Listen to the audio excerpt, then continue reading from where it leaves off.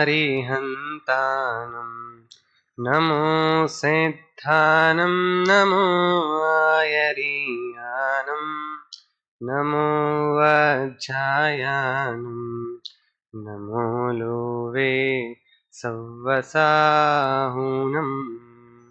वन्दितु सव्वसिद्धे ध्रुवमचलमनोहमङ्गदिं पत्ते उच्छामि समयपाहुड नमो सुध केवली भणिदम्। हम 12वीं गाथा में परम भाव और अपरम भाव के बारे में चर्चा करके आ चुके हैं। उसमें ये बताया था कि परम भाव निश्चय का विषय है और अपरम भाव व्यवहार का विषय है। अब यहाँ पे जो आचार्य अमृतचंद हैं वे यहाँ पे कलश के माध्यम से उन सारे 12 गाथा हैं उन सबको एक साथ लेकर उपसंहार रूप से कहे जा रहे हैं। यहाँ पे जब आचार्य अमृतचंद गद्य की ओर से टीका लिखते हैं तब उनका बुद्धि पक्ष हावी होता है। जब वो पद्य की ओर से कलश लिखते हैं तो उनका हृदय पक्ष हावी होता है।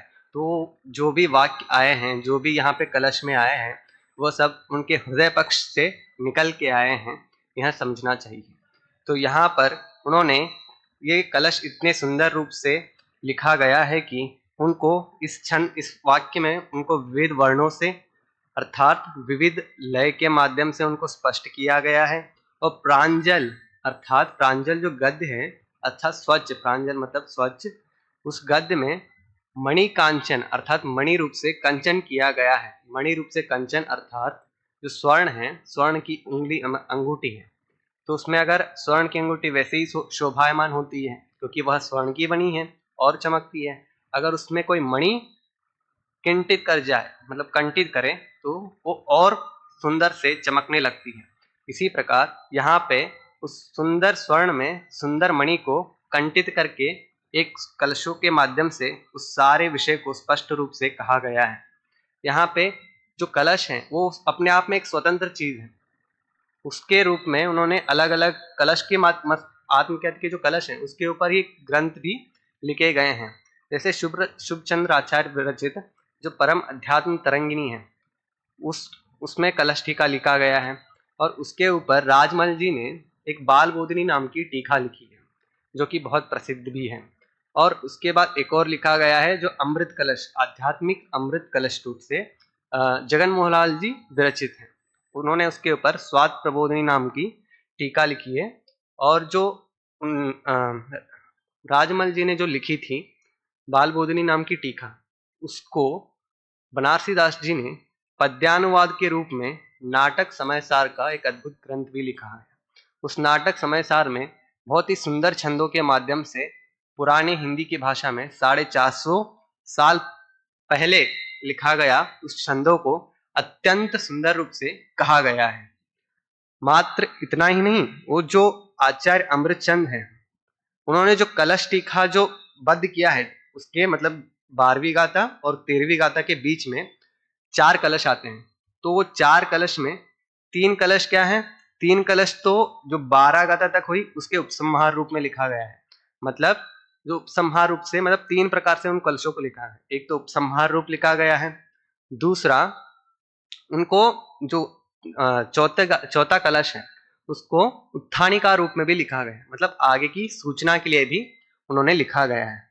पहले तो उन्होंने उपसंहार लिखा फिर सूचना भी लिखा। इससे ये पता चल रहा है कि वो तीनों गाथा को और एक कलश को कनेक्ट करना चाहते हैं और कनेक्ट करके उस भाव को वो व्यक्त करना चाहते हैं जो आगामी गाथा में कहने वाले हैं और जो पूर्व गाथा को कह चुके हैं। मतलब 3 प्रकार से उन्होंने कलश को कहा है। एक तो सूचना देने के लिए, दूसरा गद्य के विषय का सार के रूप में कहा गया है और तीसरा पिछले का उपसंहार और आगे की सूचना भी देने के लिए कनेक्टिविटी बिठाई है।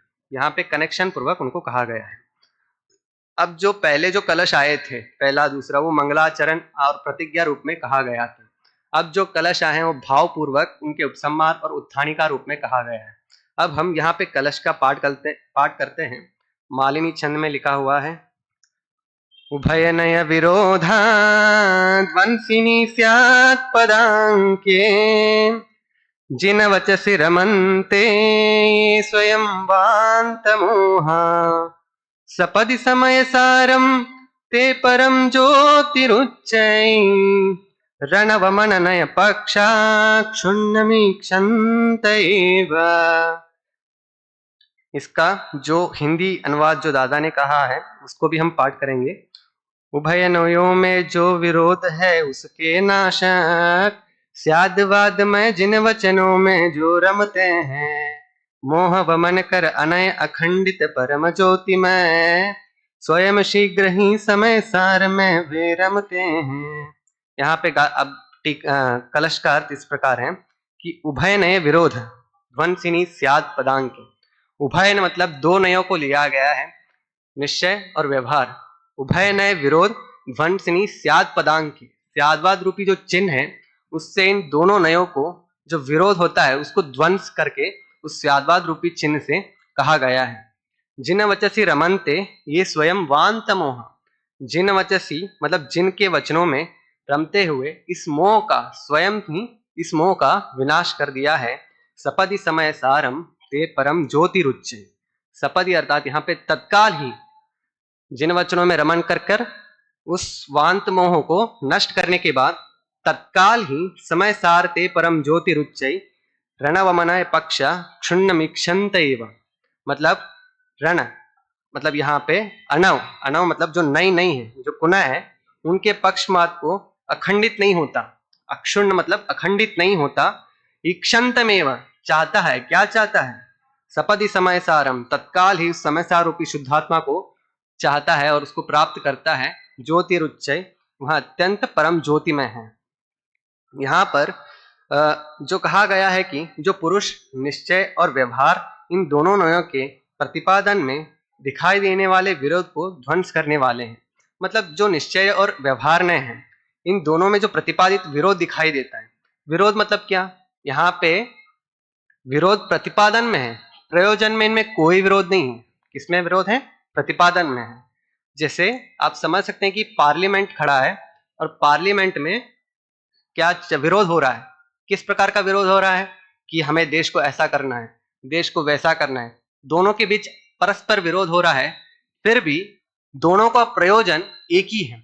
क्या है दोनों का प्रयोजन, उस देश को उद्धार करना, उस देश की सेवा करना, उस देश के प्रति श्रद्धा होना, वही उनका क्या है मूल प्रयोजन है। वैसे ही निश्चय और व्यवहार दोनों नए हैं, उनका मूल प्रयोजन तो एक ही है, क्या है, उस शुद्धात्मा को पहचानना, उसका अनुभव करना, उसके ऊपर वहां तक पहुंचाना, परंतु दोनों का प्रतिपादन भिन्न भिन्न रूप से है। इसीलिए दोनों के प्रतिपादन भिन्न भिन्न होने से हमें विरोध प्रतिभासित होता है, परंतु विरोध है नहीं।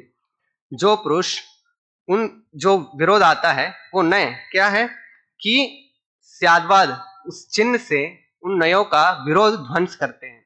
स्यादवाद नय चक्र में कहा है कि अत्यंत निषिद्धारम दुरासंदम जिनवरस्य नय चक्रम, जो अत्यंत निषिद्धार है ये नय चक्र है कि नय में रूप से निबद्ध है, ये नय चक्र अत्यंत तीक्ष्णदार से बना हुआ है।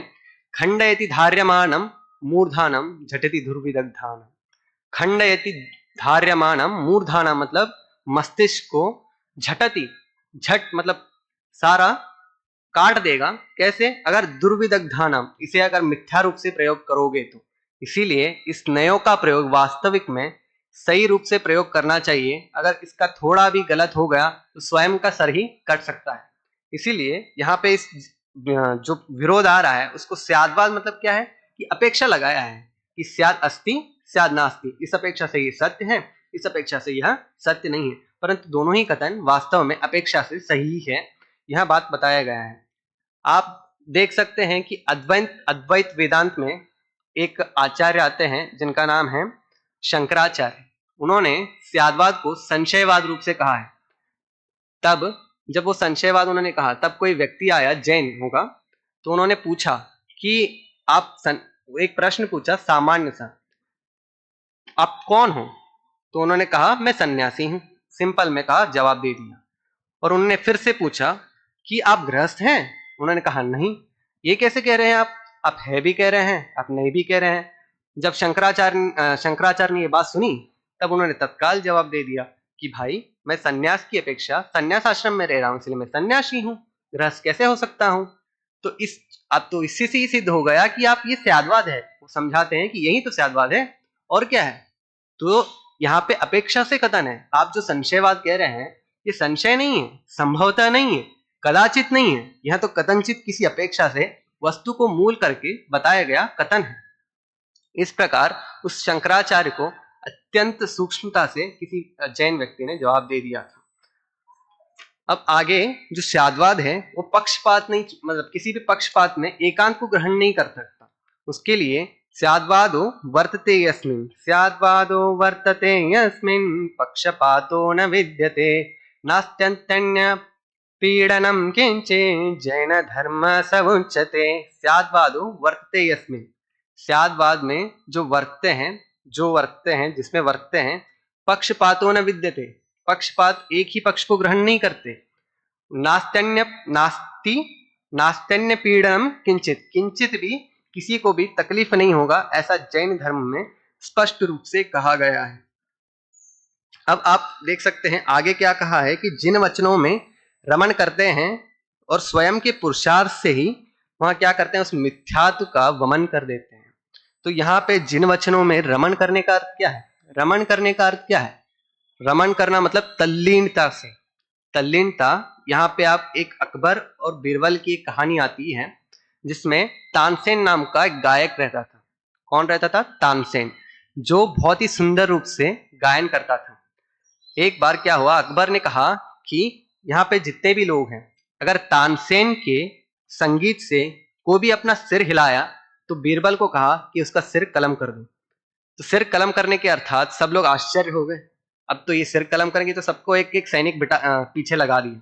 पीछे लगाने के बाद क्या हुआ कि सब लोग मतलब बोला भी था कि नहीं काटना, ऐसा नहीं कि सर अलग ही हो जाएंगे। तो वहां पे खड़ा कर दिया, उसके बाद काटने के लिए तैयार हो गए। और जब तानसेन संगीत चालू कर दिया तो सब लोग झूम उठे। मतलब जो वास्तव में उस संगीत में रमने वाले थे, रुचि थी, वो सहज ही, मतलब अपनी मौत का भी फिक्र ना करते हुए, उनको एक ख्याल भी नहीं आया कि मेरा सिर हिल भी रहा है। तो वो क्या है कि तल्लीन होना, इतना तल्लीन होना कि स्वयं की मृत्यु भी भूल जाना। तो इस प्रकार जिन वचनों में तल्लीनता से उसमें रमन करना है, यहाँ कहा है कि वो जब झूमेंगे तो जो अत्यंत रुचिपूर्वक संगीत में रस लेते थे वो झूमने लग गए, और जो रस नहीं लेते थे, जो उनमें स्पष्ट रूप से रस नहीं थी, वास्तव में नहीं झूमने लगे, वो तो ऐसे ही खड़े रह गए। तो इससे उनको पता चल गया कि कौन रसिक है और कौन रसिक नहीं है। और इससे यह पता चलता है कि जिन वचनों में रमना रस होके उसको उसमें अंतर गर्भित करना होता है, और स्वयं पुरुषार्थ से मिथ्यात्व का वमन करने वाले, मिथ्यात्व जो है वह सूक्ष्म मिथ्यात्व भी रह जाए तो भी सम्यक की प्राप्ति नहीं होती। जैसे सुई में एक धागा में अगर गांठ भी पड़ जाए तो वो धागा सुई के अंदर नहीं जाता, उसी प्रकार सूक्ष्म मिथ्यात्व भी रह जाए तो भी सम्यक की प्राप्ति कभी भी नहीं होगी।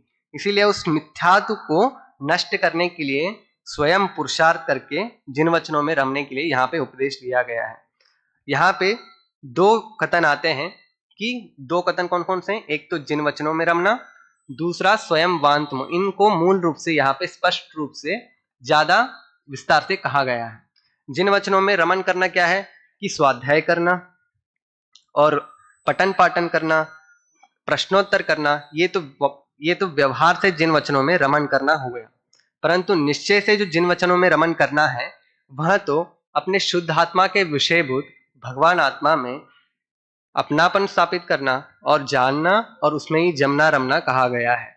और इसी को पांडे राजमल जी ने एक अलग तरीके से कहा गया है कि क्या कहा गया है कि शुद्ध जीव वस्तु में प्रत्यक्षपने से अनुभव करने को, क्या शुद्ध जीव वस्तु में प्रत्यक्षपने से अनुभव करने को रुचि, श्रद्धा, प्रतीति रूप कहा गया है। यहाँ पे उन्होंने वचन का विकल्प नहीं कहा। वचन क्या मतलब, वहां पे क्या कहा था, शुद्ध ने के विषयभूत जो प्रतिपादित, शुद्ध ने के विषयभूत जो प्रतिपादित भगवान आत्मा है उसको अपनापन स्थापित करना। यहाँ पे वो नहीं लिया क्योंकि वचन पुद्गल है, उसके माध्यम से तो अनुभव नहीं होता। और वो जो उपादेय है, क्या वचन जिसका उपादेय करके कहा जा रहा है, उन उस आत्मा के आश्रय से ही निशुद्धात्मा की अनुभूति होगी। इसीलिए उन्होंने सीधा प्रत्यक्षपने से अनुभव करने को ही यहाँ पे अलग शब्दों के माध्यम से उन्होंने स्पष्ट किया है। अब यहाँ पे मूल बात को यहाँ पे ध्यान देने की बात है कि जिनवाणी का अत्यंत रुचिपूर्वक भी स्वाध्याय करना, पढ़ना, पढ़ाना, लिखना, लिखाना और विचार करना, मंथन करना, परस्पर चर्चा करना, प्रश्नोत्तर करना, इन सभी को लिया है। कैसे? अत्यंत रुचिपूर्वक। फिर भी इनको कहाँ डाला है? व्यवहार जिन वचनों में रमन करने को कहा गया है, क्योंकि निश्चय से तो मात्र एक शुद्ध आत्मा के जिन वचनों में रमन करने को वास्तव में जिन वचनों में रमन करना कहा है। यहाँ पे लब्धि के माध्यम से भी उनको समझाया गया है कि व्यवहार जिन वचनों में रमन करना देशना लब्धि का है और निश्चय जिन वचनों में रमन करना कर्म लब्धि का विषय है। और क्या है कि जिन वचनों में रमन करना कहा आपने कि निश्चय का विषयभूत भगवान आत्मा के आश्रय, तो आपने स्वाध्याय इनको व्यवहार में क्यों रखा? इनको तो हटा दो, क्योंकि निश्चय शुद्धात्मा ही उपादेय है, उसके ऊपर क्यों जाते हो? तो भाई कहा कि निचली भूमिका में पहले ही 12वीं गाथा में कह के आ चुके हैं कि अपरम भाव में स्थित व्यक्ति को यह व्यवहार है उपादेय ही है, परंतु सर्वथा इसी के लक्ष्य से मोक्ष होगा ऐसा मान बैठोगे तो यह मोक्ष की प्राप्ति कदापि नहीं होगी। जैसे कोई लड़की है, वो शादी करने के बाद विदा हो रही है घर से, तो वो विदा कर रही है, तब उसके अंदर आंसू आ रहे हैं। क्यों? कि वो छोड़ के जा रही है, परंतु वो आंसू पीने योग्य नहीं है, पोंछने योग्य है। उसी प्रकार व्यवहार नए पीने योग्य नहीं है, पोंछने योग्य है, और उस पोंछने के बाद जो निश्चय रूप शुद्धात्मा है उसी को ग्रहण करने योग्य है। अब यहाँ पे दूसरा जो कथन आया था वो क्या था? पहले तो जिन वचन हो गया, दूसरा स्वयं वांत मोह। स्वयं वांत मोह मतलब सहजपने से जिसने वमन कर दिया है। क्या सहजपने से यहाँ पे लिया है? जो यह जीव इतना काल बीतने पर भी मोक्ष जाएगा, यह पहले ही नोंद मतलब केवली की नोंद में है। नोंद मतलब लिखा है, निश्चित है, निश्चित है। जैसे चित्रगुप्त निश्चित करता है, ऐसे निश्चित नहीं है जो लिख लिया फिर वो निश्चित हो गया। अब क्या पता, जैसे यंत्र है वेट तोलने वाला, कभी अगर किसी को खड़ा कर दोगे कभी कभी स्वयं भी तुल लेगा, कभी उस बच्चे को भी तुल लेगा। तो ईमानदारी का कोई प्रतीक नहीं, परंतु अगर वो स्वतंत्र रूप वस्तु हो, वस्तु व्यवस्था हो, मैकेनिज्म, आजकल टेक्नोलॉजी आ गई है, तो बिना पैसे डाले कोई भी उस वेट में नहीं चढ़ सकता। तो वो वास्तव में जो ये क्या है, जैन शासन चित्रगुप्त से नहीं चलती, ये स्वयं वस्तु स्वतंत्र रूप से वस्तु व्यवस्था है। यहाँ पे जो चीज निश्चित है वह तभी होगा, जो नहीं है वह नहीं होगा। यहाँ पे सम्यक तो भी यत्न साध्य है, सहज साध्य नहीं है। पर आपने तो कहा था यहाँ पे जिन वचनों में रमन करना कहा था, तो आपने पुरुषार्थ की यहाँ जिन वचनों में रमन करना क्यों कहा? क्योंकि वास्तव में तो स्वयं वांत मोह सहजपने से ही हो रहा है, तो आपने जिन वचनों में रमन करना क्यों कहा? परंतु ध्यान देने की बात है कि वहां कलश में दोनों को एक साथ लिया गया है कि जिन वचनों में रमन करना और उस मतलब मोह को वांत करना, दोनों को एक साथ इसीलिए लिया गया है क्योंकि जो जिन वचनों में रमन करना है वह भी सहजपने से ही होगा कि जब काल लब्धि आएगी तो स्वयं ही मोक्ष प्राप्त करेगा, स्वयं ही पुरुषार्थ करेगा, पांचों समय स्वयं ही मिलेंगे। परंतु जब काल लब्धि नहीं होगी तब करोड़ों उपाय कर ले तो भी यहाँ पर समय की प्राप्ति नहीं हो पाएगी। जब भी क्रमबद्ध पर्याय में संजीव जी क्लास लेते थे तो ये निश्चित जो कहते थे यहाँ निश्चित है, उसके लिए एक बहुत ही सुंदर उदाहरण देते थे चिड़िया का। चिड़िया का ऐसा उदाहरण देते थे कि मान लेने, कल्पना कीजिए कि यमराज हैं, जा रहे हैं, उनको पेड़ में एक चिड़िया दिखी, तो वो देख के फिर जाके महल में बैठ गए। फिर चित्रगुप्त पूछा, वो हंसने लग गए थे। बोला क्यों हंस रहे हो? चित्रगुप्त ने पूछा, तो यमराज ने कहा मैं सोच रहा था वहां पे जो चिड़िया बैठी थी वो अभी 15-10 मिनट में मरने वाला है, परंतु वो यहाँ बैठा है मरने वाला है। तो इसको नारद ने सुना, तो नारद को आया भाव कि मैं आज यमराज का काम बिगाड़ के ही रहूंगा। तो उसने क्या किया, गया सीधा चिड़िया को लिया, गायब होके एकदम हिमालय में पहुंच गया। हिमालय में पहुंच के वहां पे उसको सुरक्षित रखा। तो उसके बाद वो वहां पे आया, तो यमराज ने बोला तो महाराज इसमें हंसने की क्या बात है? 2 मिनट में क्या किया, चित्रगुप्त गया, रखा और 2 मिनट में गायब होके वहीं पे आ गए। तो तभी और सुन रहा था आगे का, तो आगे में ये यमराज जी कहे इसमें हंसने की क्या बात है, उसकी मृत्यु है। बात ये नहीं कि उसकी मृत्यु है, बात यह है कि 2 मिनट में मतलब 15 मिनट में वो जाएगा हिमालय में, उसकी मृत्यु है और मुझे वहां जाना है। तो मैं सोच रहा था ये इतनी दूर उड़ के कैसे जाएगा, इसीलिए मुझे को हंसी आ गई। अब पता चला फिर वो जब हिमालय गए तब वो मिल गया। तो मतलब इससे यह सिद्धांत ग्रहण करने का योग्य है कि जब जो स्थिति होनी है, जब मरण होना है, जब प्राप्ति होनी है, वह तभी होगा, उससे पहले रंच मात्र भी नहीं होगा। अब तक जो सारभूत हमने पढ़ा, क्या था पढ़ा, 3 बातें पढ़ी, मतलब मेन रूप से। अब हम इनको 3 में बंटवारा करते हैं। क्या है? एक है हमने मिथ्यात्व का वमन कर दिया स्वयं क्वांत मोह से। दूसरा क्या? निश्चय और व्यवहार, इनके माध्यम से क्या किया हमने, उस शुद्धात्मा के विषयभूत शुद्धात्मा को ग्रहण करना बताया गया। और तीसरा जो राजा है वो क्या है, अपना आत्मा। ठीक है, 3 बातें थी। एक मिथ्यात्व का वमन, ये शत्रु है। दूसरा क्या है, निश्चय और व्यवहार, जो है हम लेते हैं इसको सेवक, और इसको लेते हैं राजा। तो कोई व्यक्ति आया सभा में, राजा, शत्रु, सेवक तीनों बैठे हैं, तो सीधा जाके अगर वो शत्रु का आदर करेगा तो राजा का तो आदर कभी नहीं होगा, वापस उल्टा इसको क्या होगा, नाश ही प्राप्त होगा, मतलब कर्म ही बनने, मतलब नाश को ही प्राप्त होगा।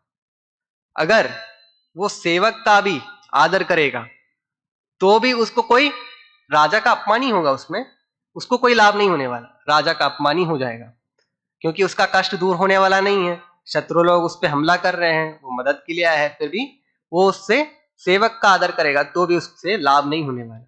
परंतु वास्तव में किसका आदर करने योग्य है, राजा का ही, उस शुद्धात्मा का, राजा रूपी शुद्धात्मा का ही आदर करने योग्य है, उसी को रमने योग्य है। सेवक मात्र उसको संदेश पहुंचा सकता है कि ये क्या है, कि ये हमसे मदद मांगने आया है। वैसे ही निश्चय व्यवहार संदेश पहुंचाने के योग्य है। जब संदेश पहुंच के जब प्राप्ति होगी हमें शुद्धात्मा की अनुभूति में, नए का विकल्प भी नहीं रहेगा, कोई नए भी नहीं रहे, कोई सेवक नहीं रहेगा। ये उदाहरण के माध्यम से सार रूप में कहा गया है। और यहाँ पे भरतेश्वर में भी इसको कहा है कि जो शुद्धात्मा का अनुभव है उसको त्रिनेत्र कहा है। आप बोल सकते हैं त्रिनेत्र तो शिव जी हैं, आप क्या कह रहे हैं, त्रिनेत्र कह रहे हैं जैन दर्शन में। तो त्रिनेत्र उन्होंने कहा है कि तीसरा नेत्र से आत्मा की अनुभूति होगी। तो तीसरा नेत्र कौन है, तो ज्ञान रूपी को उन्होंने तीसरा नेत्र कहा है। ज्ञान को उन्होंने तीसरा नेत्र कहा है, जिससे उसकी आत्मा की अनुभूति होगी। जो 2 है नेत्र, वो क्या है कि निश्चय व्यवहार से उनको निर्णय करने का है कि जो वस्तु है वो क्या है। उसके बाद जो तीसरा नेत्र है उससे वास्तव में अनुभूति करने की चीज है। इस प्रकार मेरा आज का प्रवचन हुआ। जय जय।